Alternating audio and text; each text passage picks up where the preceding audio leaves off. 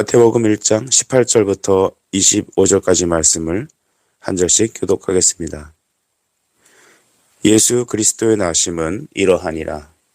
그의 어머니 마리아가 요셉과 정언하고 동거하기 전에 성령으로 잉태된 것이 나타났더니 그의 남편 요셉은 의로운 사람이라 그를 드러내지 아니하고 가만히 끊고자 하여 이 일을 생각할 때에 주의 사자가 현몽하여 이르되 다윗의 자손 요셉아 내 아내 마리아 데려오기를 무서워하지 말라. 그에게 잉태된 자는 성령으로 된 것이라. 아들을 낳으리니 이름을 예수라 하라. 이는 그가 자기 백성을 그들의 죄에서 구원할 자이심이니라 하니라. 이 모든 일이 된 것은 주께서 선지자로 하신 말씀을 이루려 하심이니 이르시되 보라 처녀가 잉태하여 아들을 낳을 것이요 그의 이름은 임마누엘이라 하리라 하셨으니 이를 번역한즉 하나님이 우리와 함께 계시다 함이라. 요셉이 잠에서 깨어나 일어나 주의 사자의 분부대로 행하여 그의 아내를 데려왔으나 다같이 읽습니다. 아들을 낳기까지 동침하지 아니하더니 나음의 이름을 예수라 하니라. 아멘. 할렐루야. 이 아침에 우리 아버지께서 여러분에게 크신 은혜와 응답으로 함께 하실 줄 믿습니다.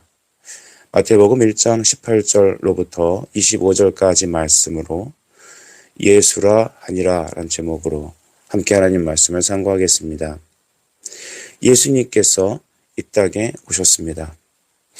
구약에서는 여러분이 잘 알듯이 그리스도가 오실 것이다 라고 약속하셨고 또한 신약에서 특별히 마태복음에서부터는 그 그리스도가 우리에게 또한 인간으로 오셨다라는 것을 증명하고 있습니다. 이제는 신약과 구약에 성취된 그 말씀을 붙잡고 우리는 다시 오실 그리스도를 바라보며 또한 전진하는 것입니다. 성경은 이와 같이 예수가 그리스도임을, 예수는 우리에게 오신 하나님의 구원자이심을 고백하고 있습니다. 여러분의 삶도 이와 같이 예수가 중심되고 예수를 말미암아 힘을 얻고 또한 예수를 향하여 살아가고 전진하며 나아가는 그런 복된 성도들이 되기를 간절히 바랍니다. 예수 그리스도의 나심, 이것은 바로 신구약의 모든 완성이죠. 그래서 예수님은 4대 성인 중 한 분이 아닙니다. 그는 하나님의 아들 그리스도, 바로 성자가 육신으로 우리 가운데 오신 것입니다. 예수의 이 땅에 오심이 없다면 우리의 구원도, 우리의 또한 거듭남도, 우리의 기도도 헛될 것입니다. 예수님의 탄생의 특징이 있다면 그것은 무엇일까요? 그것은 죄가 없이 성령으로 잉태하셨다는 것입니다. 그가 육신으로 우리에게 오셨지만 죄가 없는 상태로 성령으로 오셨다는 의미는 또한 무엇일까요? 이것은 우리가 우리의 구원의 어떤 특징이 무엇인지를 잘 살펴보면 알 수 있습니다. 하나님께서 우리를 구원하시는, 구속하시는 것은 대속의 원리로 하시는 겁니다. 내가 윤리적으로 살고 내가 열심히 하나님을 선택하고 노력해서 구원을 획득하는 것이 아니라 우리는 무능하고 우리는 지혜 없고 우리는 불가능한 이 구원, 이 죄 사함을 하나님의 아들이 인간의 몸을 입고 오셔서 대신 속죄하시는 십자가의 원리로만 구원을 받게 되어 있습니다. 이것이 신약과 구약의 모든 말씀입니다. 그래서 우리와 같은 인간으로 그가 오셔야 됐죠. 여인의 배로 오셔서 10달 동안 임신되셔야 됐는데 이것을 곧바로 아담의 방법이 아닌 즉 성령께서 오셔서 임신하시는 방식으로, 잉태하시는 방식으로 우리에게 찾아오셨습니다. 왜 예수님은 성령으로 잉태하셔야 됐습니까? 아담의 죄, 즉 원죄가 우리에게 전가가 없어야 되기 때문입니다. 예수님은 우리를 위한 하나님의 화목 제물이십니다. 그래서 흠도 없어야 됐고 점과 티가 없는 온전한 사람이어야 됐습니다.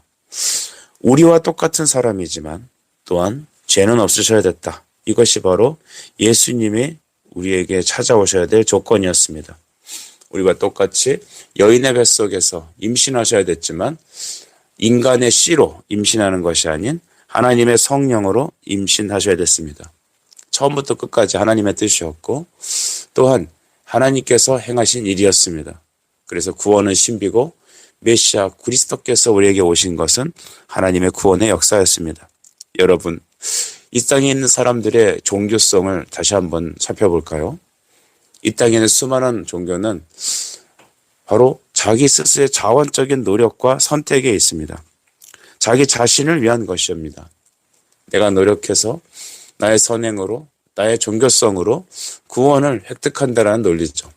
그러나 우리 기독교에서 말하는, 성경에서 말하는 구원은 무엇입니까? 우리에게는 단 하나의, 단 1%의 노력도 우리의 구원의 공로가 되지 않고 100% 하나님의 구원이다. 이것이 우리의 신앙 고백입니다. 여러분, 여기서부터 시작해야 합니다. 그래야 구원이 있습니다. 그래야 기쁨이 있습니다. 그래야 여러분, 우리는 하나님을 향해 찬송하며 나아갈 수 있습니다. 예수님이 이와 같이 성령으로 잉태하셨습니다. 그러나 마리아가 결혼 전에 임신하였지만 그의 남편 요셉은 이 일을 인간적인 눈으로 볼 수밖에 없었기 때문에 마리아의 임신을 성령의 구속의 역사라고 깨닫지 못하고 다만 그와의 관계를 조용히 끊으려고 하였습니다. 그래서 하나님의 천사가 요셉에게 나타나 다음과 같이 말했습니다. 20절을 읽겠습니다. 이 일을 생각할 때에 주의 사자가 현몽하여 이르되 다윗의 자손 요셉아 내 아내 마리아 데려오기를 무서워하지 말라. 그에게 잉태된 자는 성령으로 된 것이라. 아멘. 마리아가 임신한 것은 어떤 다른 남자의 원인이 있지 않다. 바로 하나님의 성령의 일이다 라고 말해준 것입니다. 천사가 요셉에게 이런 말을 한 것은 요셉이 자기 인간적으로는 하나님의 구원의 방법을 알 수가 없었기 때문입니다. 오늘날의 수많은 사람들이 착하게 살고 선하게 살고 또한 교회 열심히 다녀도 예수를 알지 못하는, 예수님을 만나지 못하는 이유는 무엇일까요? 하나님의 말씀이, 하나님의 성령이 그들에게 구원의 진리를 열어주셔서 깨닫지 못하기 때문입니다. 우리는 어떻게 예수님을 믿고 주와 그리스도라고 섬기고 있습니까? 말씀을 통하여 하나님의 성령이 우리에게 깨닫게 하신 것입니다. 여러분 예수님을 그리스도라 믿습니까? 예수님을 정말 나의 주, 나의 하나님으로, 내가 그리스도의 자녀라는 것으로 여러분 신실하게 믿고 고백하십니까? 이것은 100% 하나님의 선물이고 은혜인 줄 믿으시기 바랍니다.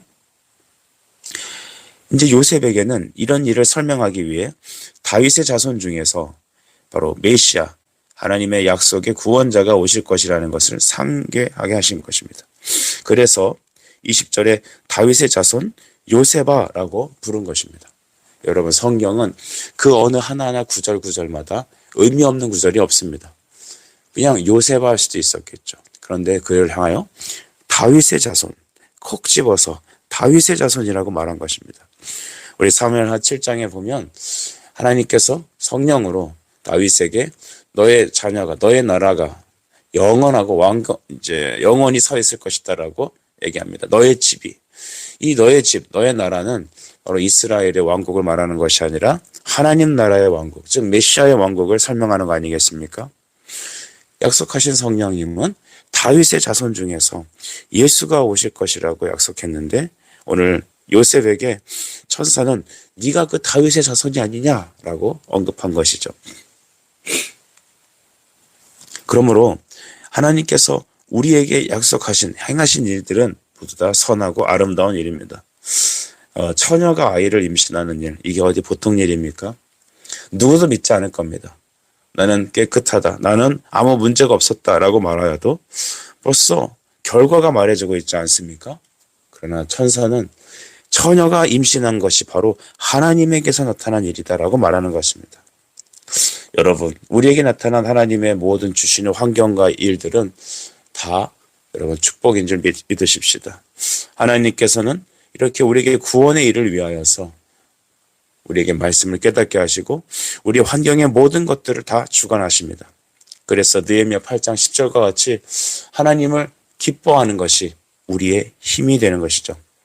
21절을 보시면 아들을 낳을 것인데 이름을 예수라 하라 했습니다. 여러분 따라할까요? 예수라 하라. 시작. 예수라 하라. 그렇습니다. 아들을 낳을 것인데 예수라 하라는 것이죠. 그럼 예수의 뜻은 무엇이냐? 그가 자기 백성을 그의 죄에서 구원할 자다라는 것입니다. 사람들은 항상 이 아이를 예수라고 할 것입니다. 예수야, 예수야. 이 예수란 이름은 무엇이라고요? 구원하신다. 구원자라는 것입니다. 특별히 자기 백성을 구원한다라고 했습니다. 예수님은 모든 천하 만국의 모든 사람을 다 구원하시는 분이 아닙니다. 온 세상 사람들의 모든 사람들에게 구원의 말씀이 선포되어야 되지만 모든 사람을 다 구원하시는 것은 아닙니다. 우리는 이렇게 생각할 수 있습니다. 예수님은 이 땅의 사람들을 다 구원하시길 원하는데 다 구원하시는데 자기가 그 구원을 거절해서 나는 예수 안 믿을 겁니다. 자기 어떤 선택적 의지에 의해서 구원이 가름된다라고 생각하는 사람도 있는데 이것은 잘못된 것이죠. 우리가 무엇이간데 구원을 선택하고 말고 있습니까? 다만 하나님께서 우리가 구원받을 자라 선택하신 백성들만 그 말씀을 듣고 구원받는 것이죠. 이게 잘못 거꾸로 적용된 것입니다. 그래서 하나님은 자기 백성을 죄에서 구원하십니다. 우리가 생각해 보면 우리는 창세전에 그리스도 안에서 선택함을 받았습니다. 삼위 하나님은 바로 우리를 위해서 구속할 방식으로 예수 그리스도께, 즉 제위 성자 예수께 인간으로 오게 하셔서 십자가 지게 하시는 방법으로 우리를 구원할 것을 작정하셨습니다. 그리고 그 작정하신 그리스도께서 또한 자기가 구원하실 택할 백성을 또 미리 선택하셨습니다. 여러분, 우리가 기쁜 이유는 무엇입니까? 바로 우리가 그 하나님의 택하심을 받은 자 아니겠습니까? 우리가 바로 자기 백성, 당신의 자녀된 사람들인 것입니다. 하나님은 당신의 백성들, 자기가 택하신 그 백성들에게 죄의 구원을 허락하여 주셨습니다. 이것이 우리의 감사가 되어야 되죠. 바울은 그래서 갈라디아서 1장 1절에 우리 구원에 대해서 말하되 사람에게서 나는 것도 아니고 사람으로 말미암은 것도 아니고 오직 예수 그리스도와 그의 죽은 자 가운데 다시 살리신 하나님 아버지로부터 말미암았다라고 얘기합니다. 나의 사도된 것들, 나의 구원 모든 것들은 다 예수 그리스도와 하나님 아버지로부터 났다는 것이죠. 사람에게서 사람으로 구원된 것도 아니랍니다. 그러니 예수 그리스도를 믿는 믿음을 세상의 논리와 과학적인 증명과 이런 것들로 여러분 바꿔서 접근한다면 그 어느 것 하나도 구원을 이해할 수도 깨달을 수도 없습니다. 다만 은혜로 주어지는 것이죠. 하나님께서는 예수 그리스도로 말미암아 대속의 십자가를 지게 하시고 그를 믿는 자마다 건져내어 주셨습니다. 택하신 백성, 하나님의 성도들, 그의 자녀들, 내 백성 아닌 자들을 내 백성이라 하신 그 주님, 여러분 여기에 우리의 구원과 감사가 있습니다. 우리가 전할 복음은 무엇입니까? 우리를 위해서, 자기 백성들을 위해서 죄를 구원할 자, 죄에서 구원하실 자, 그가 바로 예수시다. 이 말을 오늘도 우리는 믿고 선포하고 또한 전해야 될 줄 믿습니다. 이 예수님은 우리에게 어떤 분이십니까? 그는 임마누엘의 하나님이시죠. 23절 말씀을 다 같이 읽겠습니다. 시작. 보라, 처녀가 잉태하여 아들을 낳을 것이요 그의 이름을 임마누엘이라 하리라 하셨으니 이를 번역한즉 하나님이 우리와 함께 계시다 함이라. 아멘. 임마누엘, 이 임마누엘 뜻은 무엇입니까? 바로 하나님께서 우리와 함께 계시다, 우리 안에 계시다라는 뜻입니다. 우리 주 안의 교회가 바로 이와 같이 하나님이 우리와 함께 계시고 우리 안에 계시다라는 것을 믿고 고백하고 예배하고 찬양하는 것입니다. 그러므로 예수님은 자기 백성을 구원하시기 위해서 어떤 방식을 쓰십니까? 십자가를 지시고 피 흘리셔서 그 피의 공로가 성령으로 우리 안에 찾아오시는 방식, 이것이 바로 여러분 구원의 방법입니다.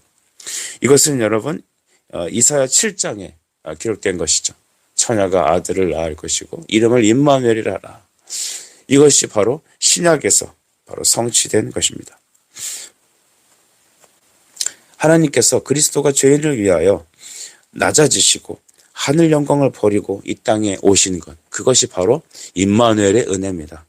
그래서 빌립보서 1장 6절로부터 8절을 보면 우리 기독론의 아주 정금과 같은 신앙 고백이 있죠.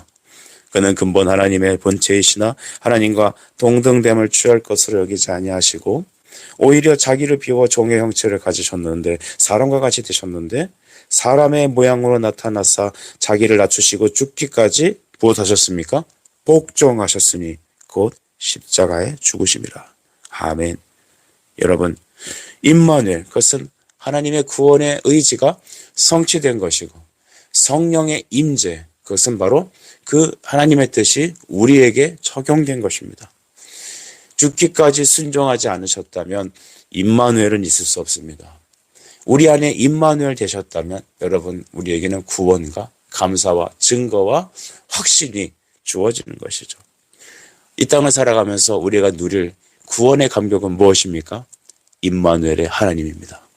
하나님 오늘도 우리 안에 계시는군요. 우리와 함께 하시는 주님을 찬양합니다. 그리고서 믿고 뛰어나갑시다.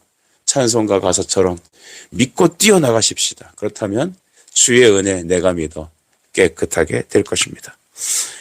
이 사실을 영적으로 깨닫게 된 요셉은 잠에서 깨어나 바로 천사의 분부대로 그의 아내 마리아 데려와서 그가 예수께서 태어나시는 그날까지 마리아를 돌보고 동침하지 않았습니다. 그리고 25절에 아들을 낳음에 이름을 무엇이라 하셨습니까? 예수라 하니라 했습니다. 여러분, 예수님의 분부대로, 천사의 분부대로 그는 순종했죠.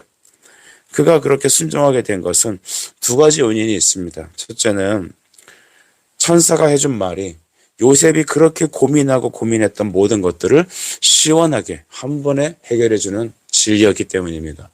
예수님의 복음은 우리 인생의 모든 고민과 모든 것들의 퀘스천에 답이 되십니다. 예수님이 답입니다. 예수님이 키입니다. 그가 길이십니다. 제가 어제 어떤 분을 만나서 교제했는데 그분께서 이렇게 얘기하시더라고요.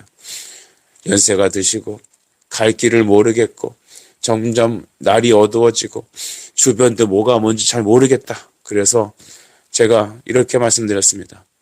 날이 어둡고 길이 잘 안 보이고 답답한 그때에 나의 길과 진리와 생명 되신 예수님 더 굳게 붙잡으십시다 라고 했습니다.